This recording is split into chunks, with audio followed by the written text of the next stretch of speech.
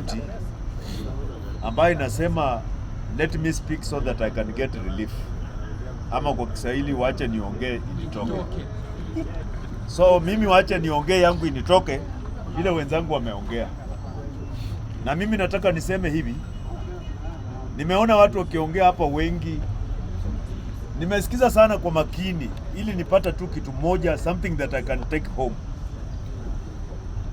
kutoka kwa watu wa serikali. Sijapata, isipokuwa huyu kijana ndio alijaribu kidogo kudefend policies za serikali, na Ruto kama angekuwa na watu kama hawa angefanya vizuri sana. Huyu kijana anaitwa Kipchirchir kutoka wapi? Kipchirchir kutoka huko Kilgoris. Anatetea mtu ya kwao. Hajatetea Ruto, amejaribu kuexplain policies. Amejaribu kuexplain hizo policies za SHA. Ni Ruto 10 tena. Ruto 10 tena. Ruto 10 tena. Ruto 10 tena. If you ask them to explain some of Ruto's policies, they don't know.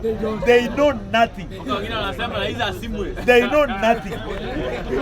The only thing they say is Ruto 10 tena. Ruto 10 tena. Ruto 10 tena. So what I'm saying is that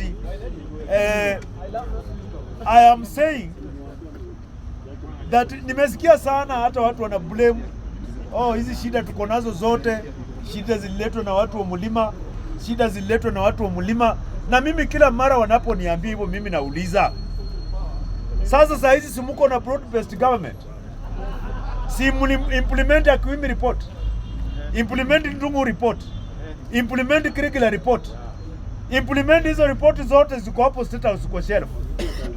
Kama mnasema ni Wakikuyu wametuumiza hii miaka yote, tell them you have those reports, implement them.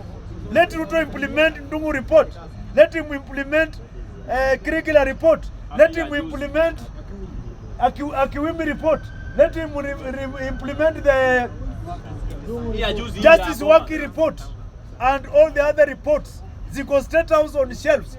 Let him achukue hizo reports, apige vumbi itoke, implement. Tuache kushindwa tukiambiwa akina fulani ndio wametuumiza hii miaka, akina fulani ndio wametuumiza hii, akina fulani.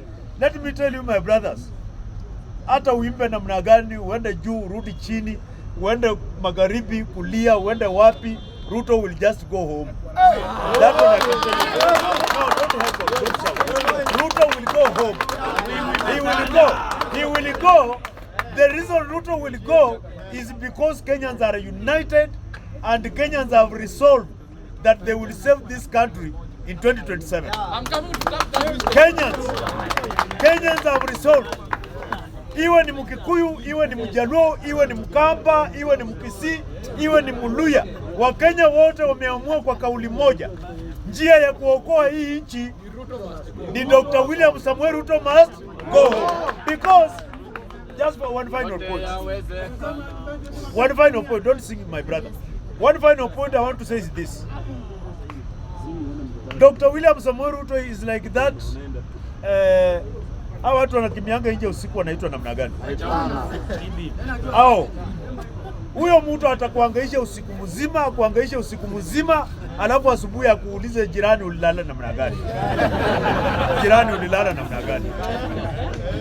Ruto is exactly that kind of person. Mtu ambaye anakuangaisha. Sasa hizi imekuwa tu ni matuzi, stupid nonsense, sijui nini. It is because he is frustrated, amefika mwisho. Na ile kitu mimi nimefurahi leo amesign bill ya kusema, amesign bill moja ya kusema kwamba kama kuna state officer yoyote ama Mkenya yoyote who will obstruct the smooth handing over of power in 2027 atashtakiwa, afungwe either miaka 10 ama fine 10 million. It means Ruto is ready to hand over power in 2027. But anajua akina Sudi watamzuia, akina Oscar, akina Murkomen watajaribu kumzuia. So amepitisha bill ya kualau kwamba mtu asijaribu kuzuia yeye kufanya nini? To hand over power. Mimi nimemalizia hapo kwa habari.